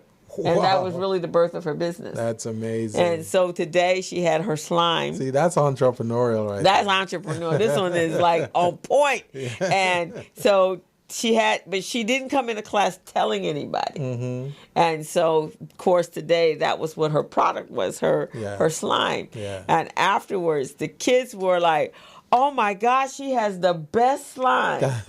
So I said, "So what you guys need to do is go on her Instagram and whatever other pages she has, and do a testimony and give her a review." Right. And they did. They immediately, because they were over there just having a good time. And it was different flavor, different types, watermelon and vanilla and coconut and all that kind of stuff. Yes. So they were enjoying that. So, but there was these other young people that are in my class. They have a business called Just Soaping. So when they came up to do their pitch, it sounded conceptual. Yeah. And then they come to the sale day, and they got beautiful organic soaps. And I said, "Have you made this?" And they're like, "Yeah, but you didn't make this Monday." And they're like, "Oh no, we've been in business." They had not said a word to me. I'm like, your business plan doesn't even reflect that you. I said, "You've been making sales?" Yeah, and they had beautiful stuff, things that look like watermelon with seeds. That's amazing. I'm like, y'all didn't think I needed to know that? Oh, man. I said, you need to put that in your presentation because that will help you win. Oh, for sure. That you're actually making sales. Yes. And use the they had no pictures, now they do. And so those are the two kids. And then another child, she makes relaxing salts and body butters and stuff like that. Yeah. But her business idea was a family entertainment center. But when she came in and set up, it was so professional. And so she says, "Miss Crystal," I said, "what are some of the opportunities? How would you rate this sale day?" And they rated it like 10, wow. A+. Wow. And I said, "What made it A+?" Yeah. And they were going, "Well, I got connections." One young lady said she's a surfer and a snowboarder, so she's making a line of clothing for girl surfers, and she's going to advocate on girl surfers and skaters. That's amazing. Because see, what she's trying to do, she is cultivating a population. It may exist, but many of these girls may not know that they want to or can do that. Right. So when they see this now, it's going to encourage them. It's beautiful. Right. And she's doing hoodies. Yeah. And so and skins for the boards. Yeah. Because she says right now the boards objectify women. And so they have, Really? because the boards are made, the skins are made by guys. So they're overly sexual and that kind of stuff. So she wants to, and the girls don't want to ride on those boards. I see. So And maybe so- she can do something. So that's what she's going to do, girl. the skins. And then she does this custom thing on tennis shoes. Yeah. Because it's all part of That's the amazing. culture, right? That's amazing. And so she's 17. She's going to Cal State I Berkeley. can see that trending. Can you see I that? can see that Uh-huh. trending. Well, and especially if they put it on Instagram. Yeah. Oh, yeah. So she's already, and the quality. I saw the quality today for the first time. It's like, go ahead, little girl. That's amazing. And so a couple of them have those. I mean, these kids, their product is top drawer. Yeah. And they're just starting their businesses. Wow. But they started the business without the structure. So Yeah. now they're learning the structure. But so the kids with the soap, their mother was saying, girl, they come home. And here's the interesting thing. So two of these parents did this. One parent, she saw me. Oh, I did a program for some kids about 10 years ago. And they were 5 and 6 years old. And I had another partner, and we called them the Junior Tycoons. And I was teaching them about money and literacy and how to start a business and wants and needs and that kind of stuff. So she said, Crystal, I have been following you. And I was waiting for my children to get to an age where they could be in one of your camps. Wow. And so she said, so she's the kids with the soap. Because they came in the early days. That is amazing. Her little girl was. And I went, oh, my God. Because, they were like 5 years old. Yeah. And Natalie Goucher's daughter was in the class. Okay. And she was at that time 3. Yeah. And so they were all part of this group. And so she said, my daughter was actually in your class when she was 5. Mm-hmm. And so now, today, this is her soap business. Her and her brother's soap business.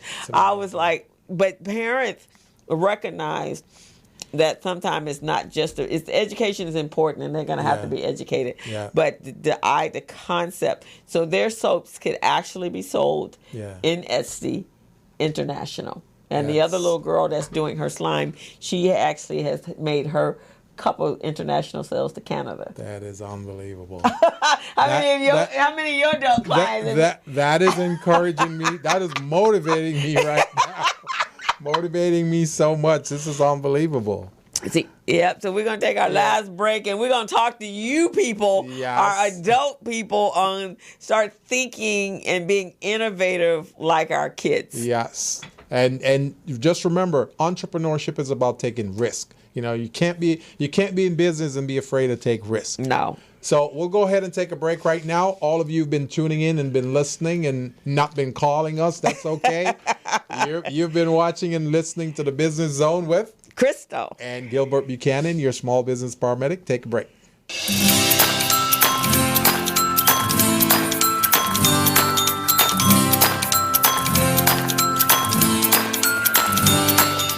Small businesses spend more than $500 million each year combined trying to find missing or replace missing paperwork. Hey small businesses, are you tired of losing out on business opportunities because your paperwork is not in order? And don't you hate having to register in multiple websites just to find a single procurement opportunity that may not even be worth your time? Well, worry no more. Small Biz Pro is the solution to your problems. Small Biz Pro is an all-in-one cloud-based business management, compliance, and procurement assistance software platform that keeps small businesses organized, contract-ready, bank loan-ready, with quick access to procurement opportunities, as well as market research data. Here are some of the features and benefits that you receive when you use Small Biz Pro to run your business daily. Superior record keeping at your fingertips, back office management and compliance, quick access to bids and procurement opportunities in government databases, It allows you to conduct easy market research and gather industry statistics, government certification preparedness and compliance checklists, easy HR and general operations management functionality, bank loan readiness preparation and cash flow management, certified payroll and labor compliance reporting, business dictionary with defined business terms, a cloud-based business management platform that keeps small businesses organized and ready, even nonprofits, business documents securely stored in the cloud, data fully encrypted and protected by triple firewall reinforcements, on-the-spot document retrieval for quick decision-making, bank-level data security for compliance, document expiration alerts and advanced notifications. It uses security restrictions to block out unauthorized users, and much more. Try it out today for only $5 for the first 30 days. What are you waiting for? Go to www.smallbizpro.net and register now, or your competitors will. Small Biz Pro, keeping small businesses organized, business ready, and contract ready. Subcontractors and small businesses are very good at performing their craft, but when it comes to managing their paperwork and efficiently running their business, not so much. That is why Buchanan & Associates, a multiple award-winning supplier diversity business management, technical support, coaching, and compliance firm is here to help you. Buchanan & Associates possesses core competencies in small business paperwork and government compliance, back office management and business support, business infrastructure and organizational development, light rail transportation program management, assisting small businesses in packaging and submitting their minority, woman-owned, and disadvantaged business enterprise certifications. We even match you up with contract opportunities. Buchanan & Associates has delivered more than 7,500 hours of training to subcontractors by preparing them to become business-ready, contract-ready, and bank loan-ready with the ability to quickly access key documents in seconds. Buchanan & Associates helps subcontractors accurately prepare, manage, and submit certified payroll, contract compliance, and labor compliance reports to primes so that they can get paid on time without delays. If you need to meet your disadvantaged business or small business enterprise participation goals, Buchanan & Associates can help you. If you need a qualified and experienced firm to oversee your subcontractors so that you can successfully complete your projects, Buchanan & Associates can help you. We help all businesses organize and set up their company the right way so that they can formally pursue contracts. Buchanan & Associates has assisted subcontractors and primes secure more than $90 million in contract awards. What are you waiting for? Contact Buchanan & Associates today, the small business paramedic. Go to www.thebuchanangroup.net and begin saving now.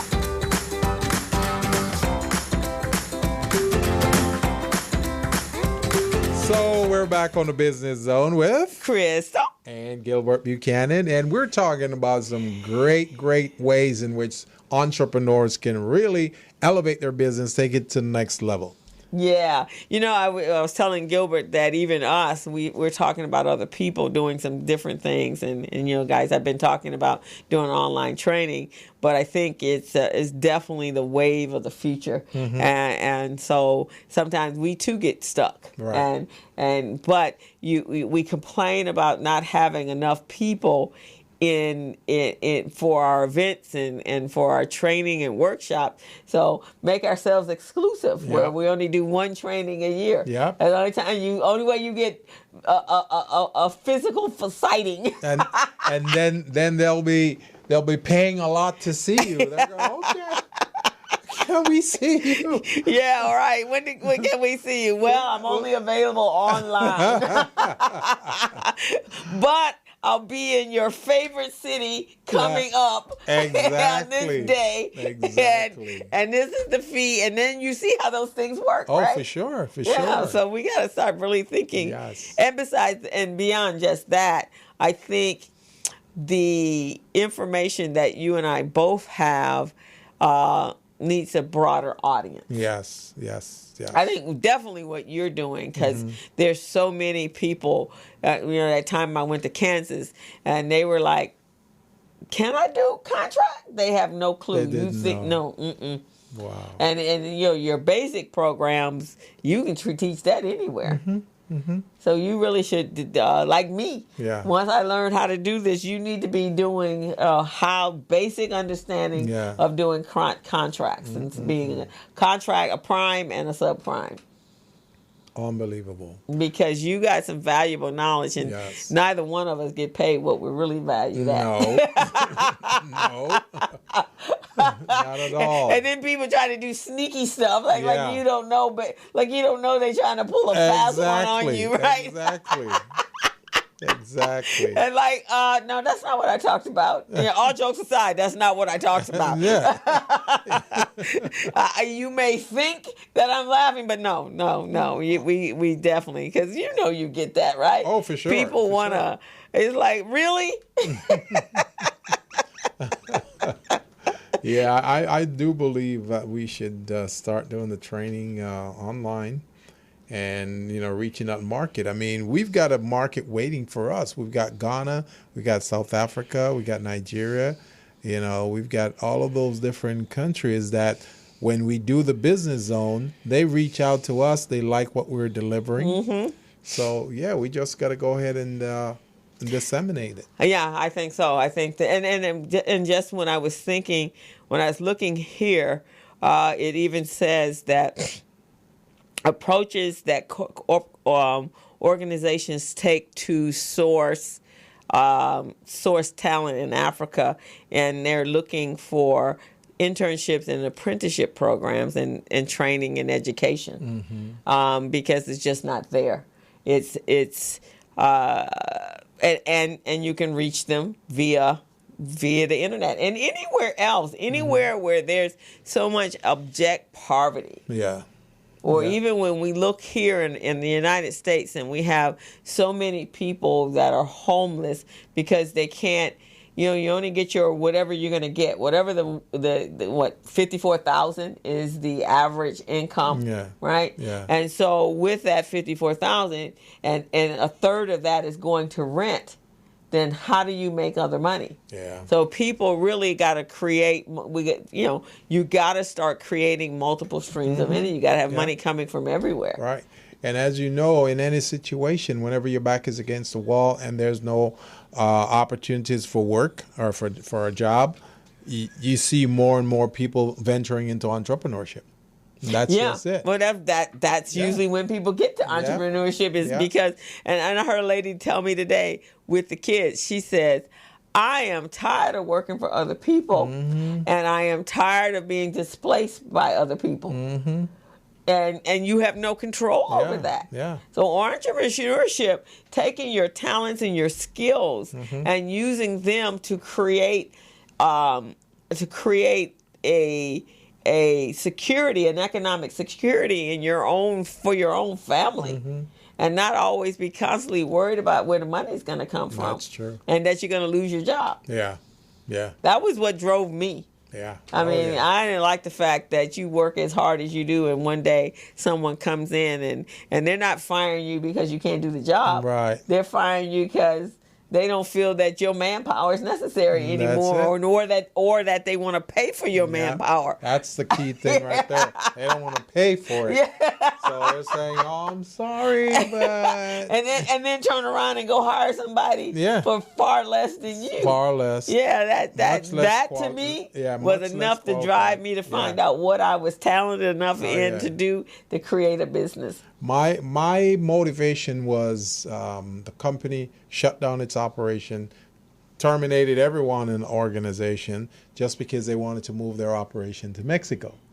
So I said, you know what, never again. Because when those things happen to us, we've got bills, we've got obligations. Right. You probably just bought a car, or a house. Right, exactly. You got obligations. So it's like you got to make sure that you make your mark. So doesn't happen again. So you're the one that's controlling. And and we're not going to say it's easy. I mean, it can be very stressful sometimes. But at the end of the day, when I think about it, I'm at the helm. I'm driving the ship. Yeah. And so if I don't work hard or something comes up my mind is always thinking. And I think also as an entrepreneur, and I'm sure you'll think this way as well. When you, as an employee, it's almost like you become a robot. You just come in, you do the job, you do the basics of the job, and then you're like, okay, I'm leaving. I'm at 5 o'clock. I'm gone, and so you're just really doing the minimum of what you really need to do. Yeah. But when you are an entrepreneur, your brain is thinking 24/7, thinking right? of all kinds of ways to grow the business, to tap into different markets. And it's fun. Oh, yeah. It's fun, people. Yeah. Being an entrepreneur is really a lot of fun because you can get so creative. And just to see your business evolve and take different directions, and then you're more in tune to the things that you're reading and relating it to your world, and you're always looking, going, is there an opportunity in that, right? Exactly. Whereas when you work for somebody, you ain't thinking like that. You don't think like that. Because you come up with some great ideas and they shut you down. They go, why are you thinking about that? That's not what I hired you for. Hired you to pack those boxes over there. That's it. Right. Nothing else. I didn't hire you to think. Yeah. Don't give me any ideas of what you think. You didn't get hired to think. Yeah. I didn't hire you to think. You go pack those boxes. Go, wow. Exactly. And that to me was like demeaning. Yeah, for sure. It was extremely demeaning, and you came away feeling worthless, like you were a dummy. Because you may figure out a way how to do the task easier. Oh, yeah, that was right. Yeah, you're trying to say, hey, here's a way. I didn't pay you to think. Right. What makes you think I want to hear what you have to say? That was my second motivation was going, they don't even want me to use my brain. Exactly. It's going to go. No, probably that's why people have gone dementia and Alzheimer's, because you're working for people that don't want you to use your own brain. Yeah, that's exactly what it is. That was a big thing for me because, I could always see a different. I can do this differently, and at the same time, I can get to the same exact result that you want. But they only know one step. Yeah. So therefore, you got to take those steps to do it. Yeah. I had a problem with that one as well. Oh, yeah. I couldn't deal with it, and that was part of the reason why I walked in and said, hey, you guys do you, I'll do me. Right, exactly. So I think, everybody should want to be an entrepreneur. Think of somebody. Think of what you, and as I tell the kids, that was one of the exercises they had to do, was really think about their skills and what they were good at. I did the SWOT with them, and I did it not from a business standpoint. I did it from a personal standpoint. Good. What's your strengths? Yeah. What's your weaknesses? What are those opportunities? Yeah. And they retained them because I was saying something. They were filling out their business plan and it asked what were their qualifications for running this business, and they're like, I don't know. How do I fill this out? I said, remember SWOT. Yeah. What are your strengths? What are your weaknesses? And they're like, yeah. So, that's an important thing. For sure. And everybody, you guys should, that's important to recognize what you're good at. Mm-hmm. And a lot of people are so, I don't know, I guess we've been taught not to brag on our excellence. Yeah, that's what our parents tell us, but it's not like that anymore. It's not like that anymore. Yeah, you have to brag on what you're good at. Because if you don't, your competitors will.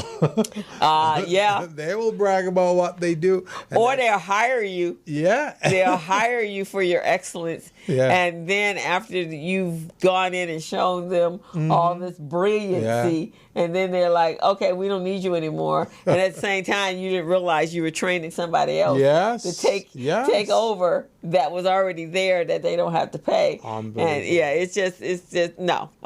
Keep your own stuff. And use it in your own business. I totally agree. And that will be beneficial for you. So what's your what you doing for the 4th? Well, I think I'm just gonna kick back, relax, and rest. Oh wow, that's I've been trying to catch up on my sleep, and I'm going, I'm missing my sleep. So I'm just gonna kick back, relax, do nothing. Maybe I'll probably do some Netflix binging. Oh yeah, I do some binging. I've been watching this show that's executively produced by Jennifer Lopez and what's his name? Benny Medina. Oh, right? Is that the Grand Hotel? No. No. It's called The Fosters. It's about foster care system. Oh, yeah. I think I saw that. I haven't seen it, but I think it's amazing. Is it? You gotta watch it. Okay. They deal with. I'm not gonna say all issues, but they deal with a lot of the issues out there. Oh, okay. Like the foster care, the problems in the foster care. Yeah, a lot of like young girls and boys being raped and abused and all that. That's one thing they deal with. And they deal with suicide. Ah, okay. And they deal with like external family, the issues that you have when you have a blended family. Oh, okay. All those issues that you have. Okay. They deal with, they haven't touched racism yet, but I'm sure, I'm not done watching. I think I have about 4 or 5 more episodes to watch. Okay. So I'm sure racism is going to pop in somehow. Okay. But they talk about, even the police, they talk about how, you have a cluster of officers who they team together. And if you are one who stand up for truth and rights and justice, they gang up against you and then they try to do things to I have to check mess that with out. your career. Yeah, I've seen it in my Netflix. Did you by any chance? And this one I saw, and it's awesome. It's called The Black Godfather. No. This guy, his name is Clarence Avant, and little guy that is just a mega connector. And it's on Netflix? It's on Netflix. Oh. It's called The Black Godfather. So he. When P. Diddy got in trouble, you make a phone call to the Black Godfather. This guy has been around. He was actually the manager for Bill Withers. And you will enjoy it because it's all about the music industry. Yeah. And so P. Diddy says, you don't sign a deal unless you run it by The Black Godfather. The Black Godfather. I love that. And he just came out of nowhere. Yeah. But it talks about his life and how he's always been there for everybody, from Kamala Harris, everybody. Wow. And I was meeting with somebody, Jackie and Jackie knew about him because she knew indirectly who he was. I had never heard of him. And so this guy mentioned him, and then Jackie said, yeah, I think I have some people that know him. But then they told me then someone called me and said, Crystal, have you seen this movie? And I watched it. So check it out this weekend and then tell me what you think. I was just blown away. Really? The stuff and he would say things to people, white people. Yeah.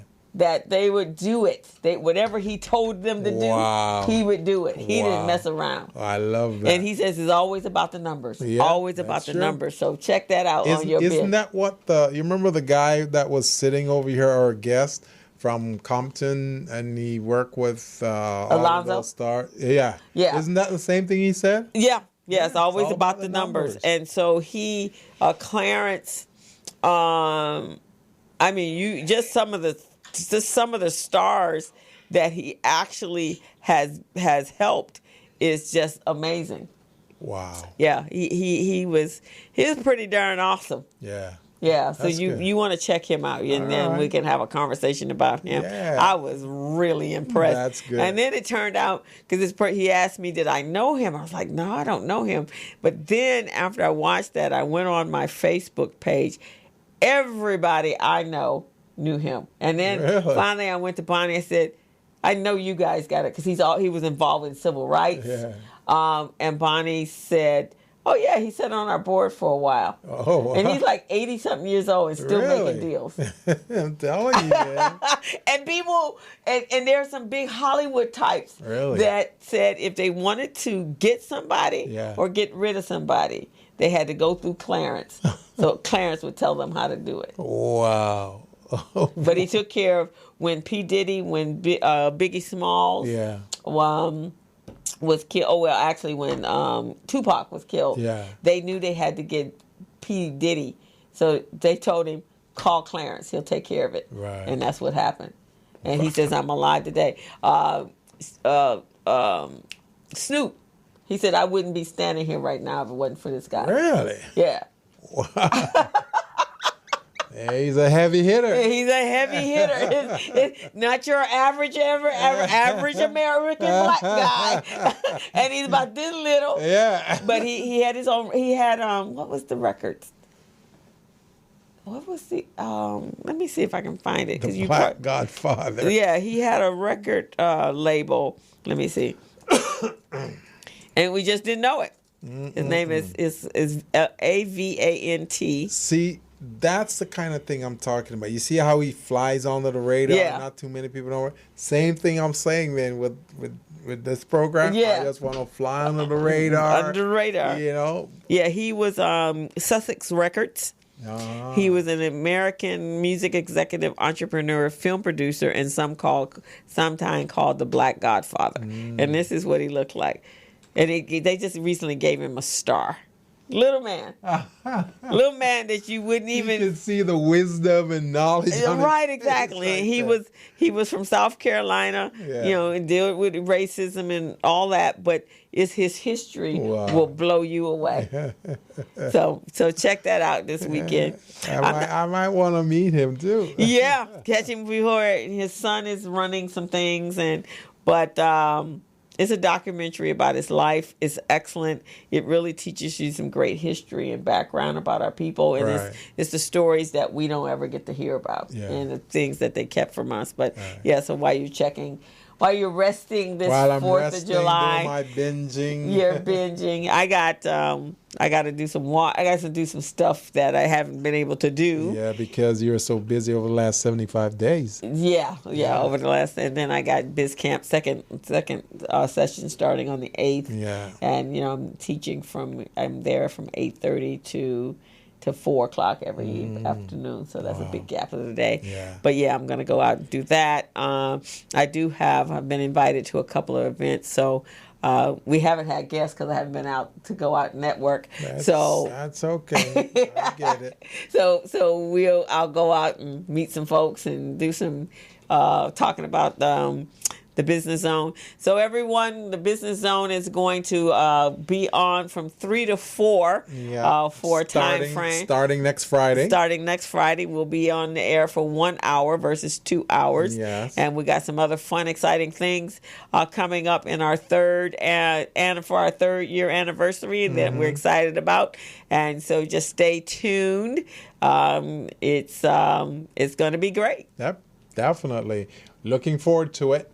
And again, I want to remind you all about my upcoming workshop, July 16th. It's a Tuesday, and it will be held at GLAC. And the address, I'm going to give you the address right now so you guys can check it out. It's, let's see, it's Greenleaf Circle, 5120, Goldleaf Circle. That's Los Angeles. The zip is 90056. That's and it's going to be in the Water Ridge building. It's a community room. So this workshop is going to really help you. And I'm going to take a little different approach on this workshop. So I'm probably going to speak for about an hour. I'm going to, I don't want to call it lecture, but, but I want to speak about the concept of capability statement writing for an hour, and then the other hour you're going to be working on creating your own capability statement, because the objective is for you to walk out of that workshop with your own capability statement. So that's how we're going to do it, and we're going to do it using Small Biz Pro. We're going to use Small Biz Pro to create your own capability statement.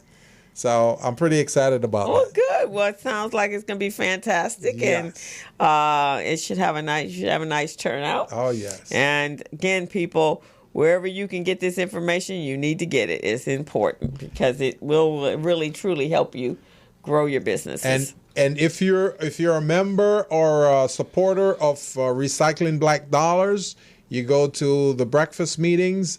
please be sure to sign up for this workshop. It's a free workshop to you. So now you send us over the. I sent the flyer. I'll send it again. Okay, then we'll. I know Jackie sent something out. Yes. And I'll send it out to my group tonight. Exactly.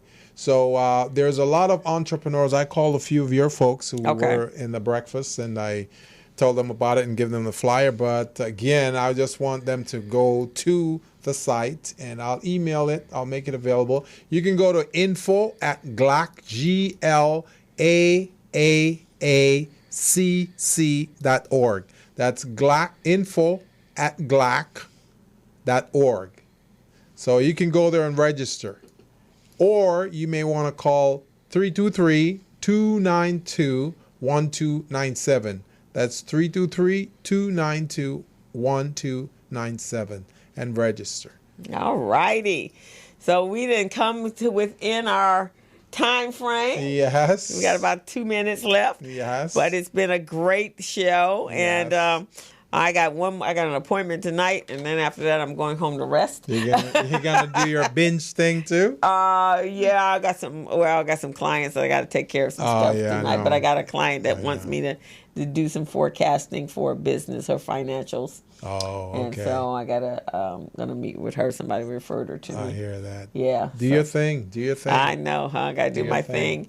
I gotta make up for the last 2.5 months. Yes. That's why that's the next reason, the other new motivator for doing online training. Exactly. So that it doesn't appear, you can check out my workshops live or on video. That's what I'm talking about. And I'll still be making money. That's what I want to. That's where I want to be. Yes. That's what I'm talking about. Because it's too much. It can't be every place. I know. And Dr. Lowe, if you're still listening to the show, really appreciate you listening, and thank you for all the referrals, and thank you for also introducing me to AppSumo.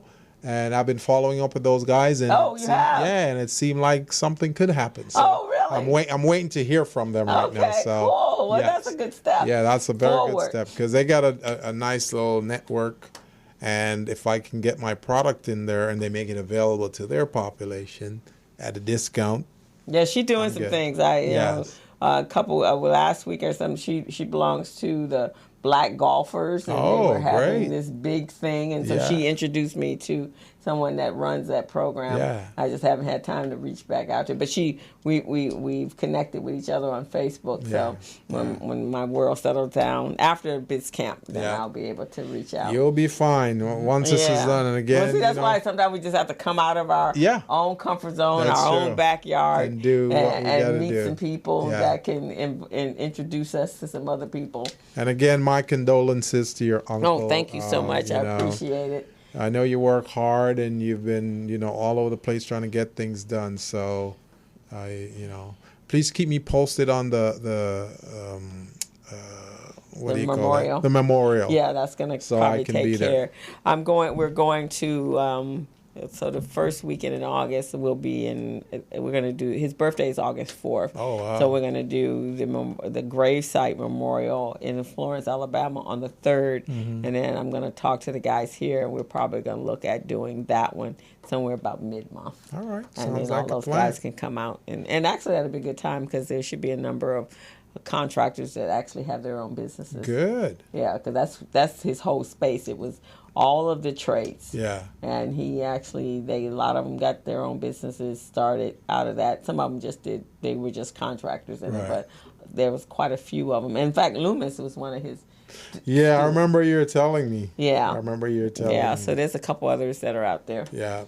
If they're black, they probably came through him. That's what I'm talking about. Program. Trailblazer. Yeah. He's been blazing the trail. Blazing the town. So everyone, we will see you next Friday. Have a wonderful 4th of July. Because it will be next Wednesday. Yes. So be safe, and we'll see you next Friday at 3:00, and we'll be here for our new format and our new time space of from 3 1 to hour. 4. From 3 to 4. We're out, guys. We're out. Bye-bye. As a small biz pro, I saw we roll, using procurement, program, and control. As a small biz pro, I saw we grow, using procurement, program, and control. I'm a businessman, yes, I'm an entrepreneur. Ooh, yeah. I'm a businessman, yes, I'm an entrepreneur. Ooh, yeah. I'm a businessman, yes, I'm an entrepreneur. I'm a businessman, yes, I'm an entrepreneur. Ooh, yeah. Crystal Mitchell, do you have my business plan? Just review the pages of my marketing plan. Crystal Mitchell, do you have my business plan? Just review the pages.